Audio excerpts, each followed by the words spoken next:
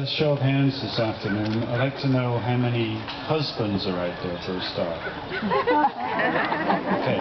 How many of those husbands are married to a wife who is active in the community, active in a society, a club, an organization, and is out there changing the world? Hands up.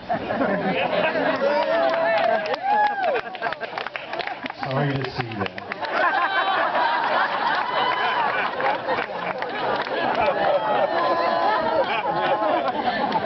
Maggie must be the poster child here. There's nothing like coming home and you've been on a trip and you go up the front of the yard and there's a dog in the kennel and you go, wait a minute, I've been home for 2 days and nobody said anything about this dog. So I wander back in the house and go, hey Maggie, what about this dog up in the kennel?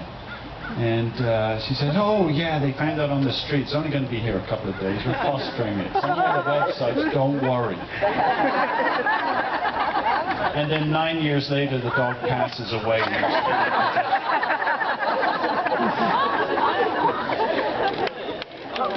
Not to mention another trip, and perhaps I shouldn't take any more trips. We come home and there's 12 8 feet by 15 feet concrete enclosures built in your front yard to house tortoises. This is totally unknown. You come home and go, am I in the right house? And if that wasn't abuse enough, you take off one day and you go to work, and I have a suspicion this was a mother-son conspiracy. But you take off to work and you go to work and you go out to lunch that day and you finish up a hard day's work and you come back and you're driving along the freeway and you notice that people are looking at you a little strangely, and some of the women are smiling broadly and look back and smile and figure they must be medicated. And you get home and you get out of the car and you walk around the back of the car, and right on the back of the car is a big fat sticker which says, I love my wife.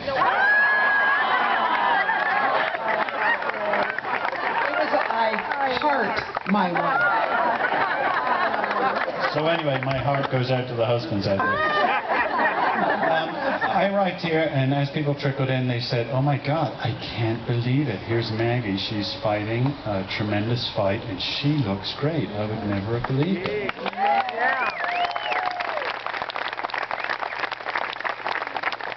And in reality, what's happened is Maggie has slowed down from what would be our typical 150% of energy to 100%, so she's now on a par with the rest of us.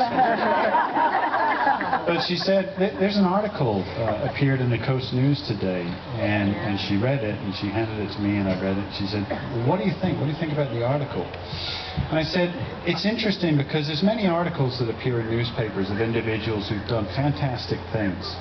They've started groups, they've done something heroic, they've made a contribution of a certain kind. I said, I read that article, and each column was a list of Spain Interaction projects, We Companions, the Garden Club, Work with Surfrider Foundation, and on and on and on. To the point where the article wasn't an article about Maggie Houlihan's achievement, it was achievements, plural.